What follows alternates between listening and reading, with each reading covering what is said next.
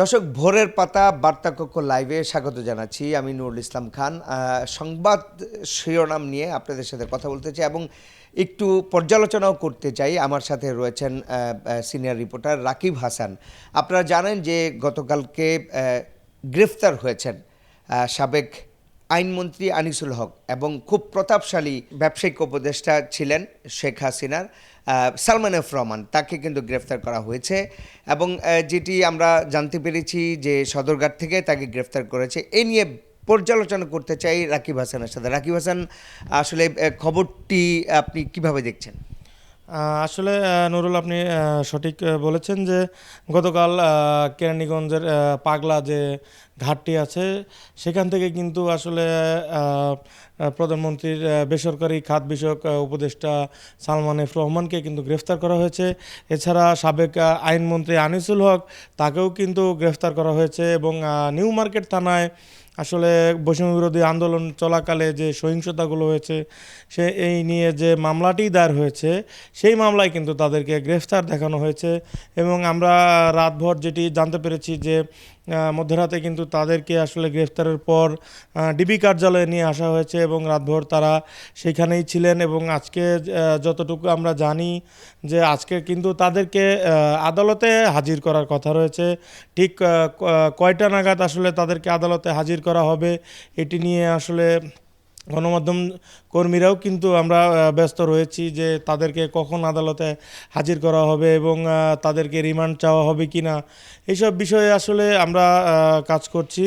তো আশা করি যে আদালতে হাজির করার পর আদালতে হাজির হলে বিস্তারিত আসলে তাদেরকে রিমান্ডে নেওয়া হবে কি না।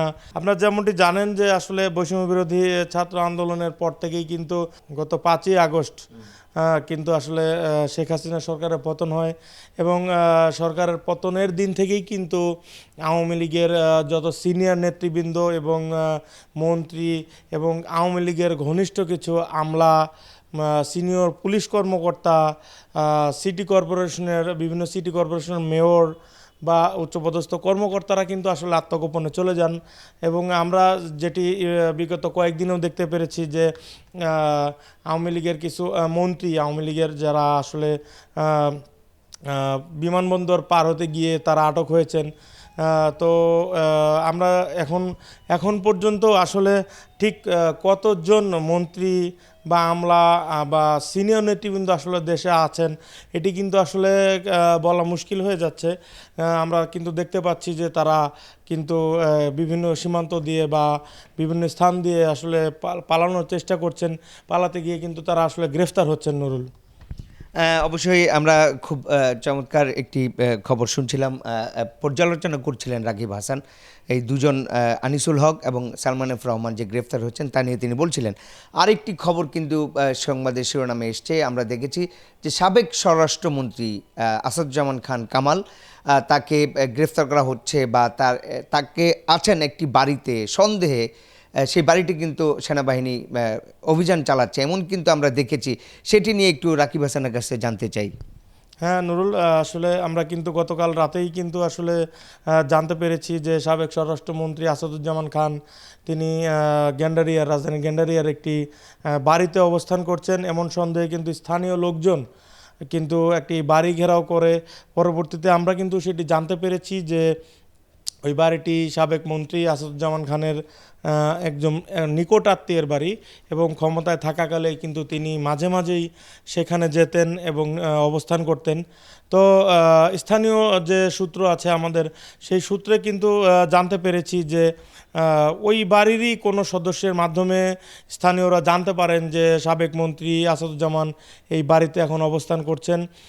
এই খবর মুহূর্তের মধ্যে যখন ওই এলাকায় ছড়িয়ে যায়, পরেই কিন্তু আসলে এলাকার স্থানীয়রা বাড়িটি ঘেরাও করে এবং সেনাবাহিনীকে কিন্তু খবর দেয়।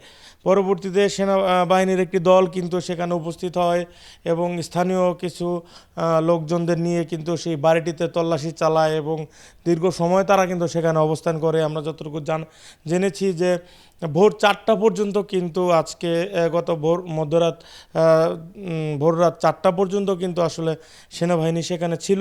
সেখান থেকে আসলে কাউকে তারা গ্রেফতার করতে পারেনি বা যে সন্দেহে আসলে বাড়িটি ঘেরাও করা হয়েছিল যে সাবেক স্বরাষ্ট্রমন্ত্রী সেখানে আছেন কি না, আসলে তারা কিন্তু আমরা যতটুকু জানতে পেরেছি যে এ ধরনের কোনো কিছুই তারা কিন্তু আসলে পায়নি নুরুল। অবশ্যই আমরা আরও সংবাদ নিয়ে আপনাদের সাথে পর্যালোচনা করব। আমরা যতটুকু জেনেছি সংবাদে এসছেন, আপনারা জানেন যে ওবায়দুল কাদেরকে বাড়িতে আমন্ত্রণ জানিয়েছেন মির্জা ফখরুল ইসলাম আলমগীর, এবং তিনি কিন্তু আপনারা জানেন যে ওবায়দুল কাদের নানাভাবে কিন্তু তার বক্তব্য দিয়ে কিন্তু তিনি সামাজিক যোগাযোগ মাধ্যমে কিন্তু তিনি অবস্থান করেছেন, এবং সেটি নিয়ে কিন্তু এই মুহূর্তে আমরা দেখছি যে মির্জা ফখরুল ইসলাম আলমগীর ঠাকুরগাঁয়ে একটি সভায় কিন্তু তিনি ওবায়দুল কাদেরকে তার বাড়িতে আমন্ত্রণ জানিয়েছেন। এই বিষয়ে যদি একটু বলতেন রাকিব হাসান। ধন্যবাদ নুরুল, আপনাকে যে দেখেছেন যে গতকালকে ঠাকুরগাঁয়ের একটি বিএনপির একটি সভায় কিন্তু বিএনপি মহাসচিব মির্জা ফখরুল ইসলাম আলমগীর কিন্তু সাবেক মন্ত্রী জনাব ওবায়দুল কাদেরকে কিন্তু আসলে বলেছেন, তার বাড়িতে আমন্ত্রণ জানিয়েছেন। তো আমরা আসলে আমরা যেটি দেখেছি যে সরকার পতনের পর থেকেই কিন্তু নানা মহলে কিন্তু একটি জল্পনা কল্পনা ছিল যে ওবায়দুল কাদের তিনি আসলে কোথায় আছেন, তিনি কি আত্মগোপন করেছেন, তিনি কি দেশের বাইরে আছেন না দেশের ভেতরেই আছেন। তো এটি কিন্তু আসলে কোনো সূত্রই এখন পর্যন্ত নিশ্চিত করতে পারেনি। তবে গতকাল রাতে কিন্তু আপনারা দেখেছেন যে একটি মাস্ক পরে তাকে গ্রেফতার করা হয়েছে, এরকম একটি ছবি ভাইরাল হয়েছে সামাজিক যোগাযোগ। কিছু গণমাধ্যমে কিন্তু আসলে আমরা দেখেছি যে তাকে যশোর থেকে নাকি গ্রেফতার করা হয়েছে, কিন্তু আসলে কোনো বিশ্বস্ত সূত্র কিন্তু আসলে নিশ্চিত করতে পারেনি। এমনকি পুলিশের পক্ষ থেকেও কিন্তু এখন পর্যন্ত নিশ্চিত করা হয়নি যে সাবেক মন্ত্রী ওবায়দুল কাদের গ্রেফতার আছেন কিনা। না রাকিব, আপনি জানেন যে ওবায়দুল কাদেরকে নিয়ে যে একটি মির্জা ফখরুল ইসলাম আলমগীর যে বক্তব্য দিয়েছেন, মানে একটি বক্তব্য কিন্তু ওবায়দুল কাদের বলছিলেন যে কোথায় পালাবো, আপনি ফখরুলের বাসায় গিয়ে উঠবো, সেই বক্তব্যটির পুনরায় কিন্তু ব্যক্ত করেছেন মির্জা ফখরুল ইসলাম আলমগীর। হ্যাঁ, এটা ঠিক বলেছেন আপনি যে একটি সমাবেশে কিন্তু বলেছিলেন যে মির্জা ফখরুল ইসলাম আলমগীর কিন্তু বলেছিলেন যে আওয়ামী লীগ সরকার পালানোর পথ পাবে না। তার প্রতি উত্তরে কিন্তু আওয়ামী লীগের বর্তমান সাধারণ সম্পাদক কিন্তু বলেছিলেন যে আমরা পালাবো না, দরকার পড়লে ফখরুল সাহেবের বাসায় গিয়ে উঠবো। সেটিরই কিন্তু প্রতি উত্তর আবার গতকালকে কিন্তু মির্জা ফখরুল সাহেব দিয়েছেন যে আপনি আমার বাড়িতে আসুন নুরুল। দর্শক, আসলে এই এমনটি করেই কিন্তু বলেছিলেন মির্জা ফখরুল ইসলাম আলমগীর যে আপনি কোথায় রয়েছেন, আমার বাড়ি তো আসলেন না। আমরা আসলে আরেকটি সংবাদ নিয়ে পর্যালোচনা করতে চাই রাকিব হাসানের সাথে। আপনারা জানেন যে সামনে 15ই আগস্ট, সেই 15ই আগস্ট ঘিরে আওয়ামী লীগ আবারও মাঠে নামতে চায়, এবং একটি ভিডিও ফেসবুকে ভাইরাল হয়েছে। আমরা দেখেছি শেখ হাসিনার সাথে কথা বলছেন বরগুনার এক নেতা, চেয়ারম্যান। তো তাকে আসলে গ্রেফতার করা হয়েছে। এই বিষয়ে আমরা একটু কথা বলতে চাই। রাকিব হাসান, ওনাকে কেন গ্রেফতার করা হলো? উনি আসলে আমরা যতটুকু আইনশৃঙ্খলা বাহিনীর সূত্রে জানতে পেরেছি যে শেখ হাসিনার সাথে উনি কথা বলেছেন এবং সেটি ভিডিও রেকর্ড করে এবং অডিও রেকর্ড সহ কিন্তু আসলে সামাজিক যোগাযোগ মাধ্যমে আসলে প্রচার করেছেন, এবং সেটি কিন্তু মুহূর্তেই কিন্তু দেশব্যাপী বা দেশের বাইরে কিন্তু ভাইরাল হয়েছে সেই বিষয়টা।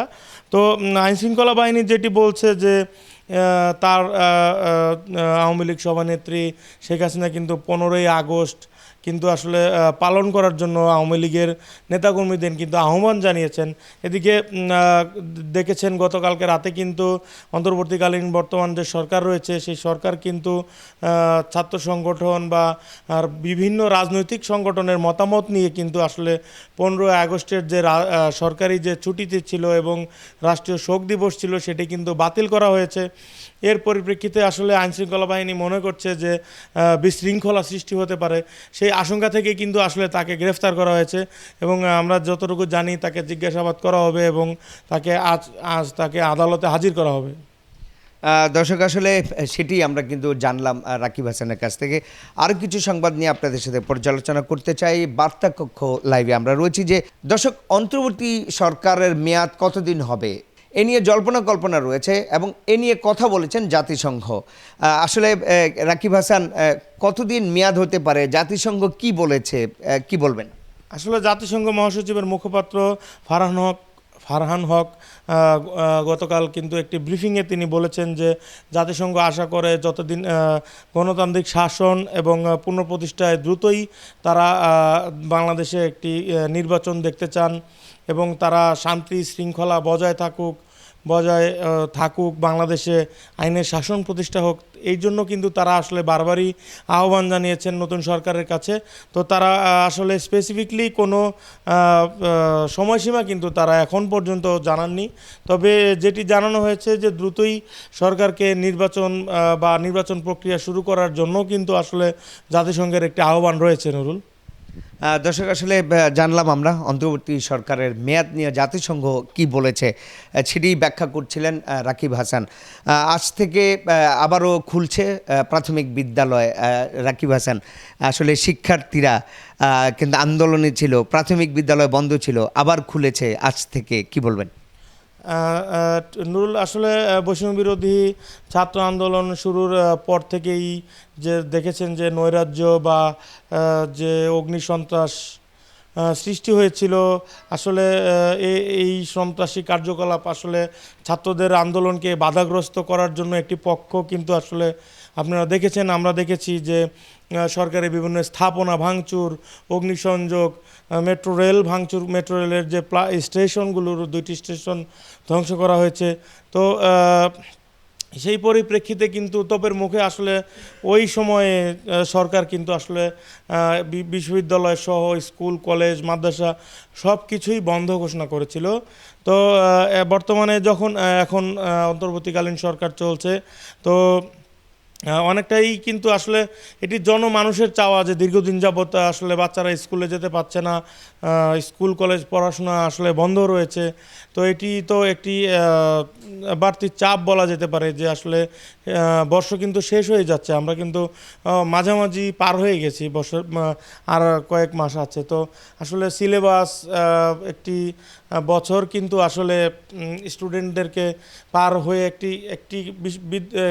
একটি ক্লাস পার হয়ে কিন্তু অপর ক্লাসে উত্তীর্ণ হতে হয়, সেটা আসলে শিক্ষা কার্যক্রম ব্যাহত হচ্ছে। বিদায় কিন্তু আসলে মোটামুটি একটি জনরোষ বা জনদাবি তৈরি হয়েছিল যে অতি দ্রুতই কিন্তু আসলে বিদ্যালয়গুলো খুলে দেওয়া প্রয়োজন।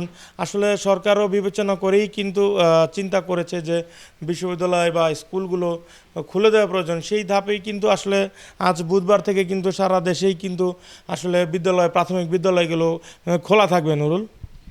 বিলম্ব হলেও প্রাথমিক বিদ্যালয় খুলেছে, আসার কথা।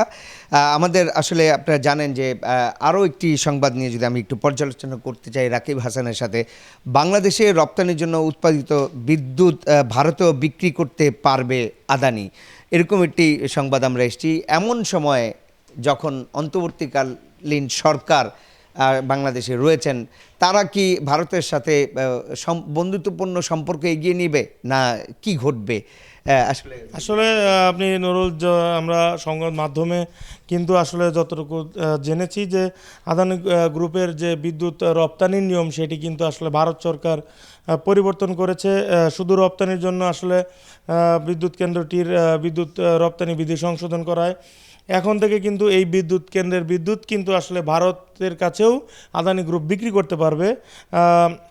এবং এছাড়াও এই সরকারের নতুন এই সংশোধনীতে অর্থ পরিশোধের ক্ষেত্রেও কিন্তু ভারত সঞ্চালন লাইনে বিদ্যুৎ বিক্রির সুযোগ রাখা হয়েছে। যেমন যদি আমরা বলতে চাই যে বাংলাদেশ যদি অর্থ দিতে বা অর্থ পরিশোধ করতে সময় নেয় বা দেরি হয়, সেক্ষেত্রে কিন্তু আদানি গ্রুপ চাইলে এখন থেকে ভারতের কাছেও তারা বিদ্যুৎ আসলে বিক্রি করতে পারবেন।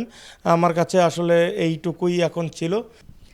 ধন্যবাদ দর্শক, আসলে আমরা আপনাদের সাথে সংবাদ পর্যালোচনা করছিলাম, যেই সংবাদগুলো এখন শিরোনামে রয়েছে সেগুলো নিয়ে বার্তাকক্ষ লাইভে ভোরের পাতায় আমি নুরুল ইসলাম খান ছিলাম। আপনাদের সাথে আবারও আমরা সংবাদ পর্যালোচনায় যুক্ত হব। যেখান থেকে দেখছেন আমাদের সাথে যুক্ত থাকুন, ভিডিওটি শেয়ার করুন।